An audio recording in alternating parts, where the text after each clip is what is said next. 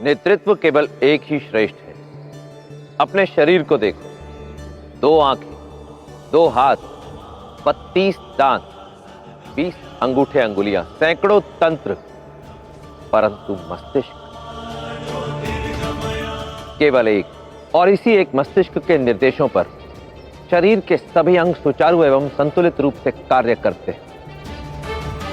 परंतु यदि मस्तिष्क एक से अधिक हो तो शरीर या तो विकृत हो जाता है या फिर रोगी।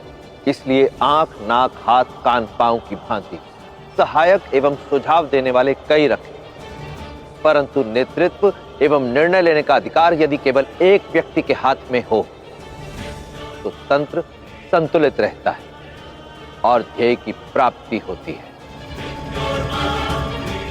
नीतियां मेरी, नियति आपकी।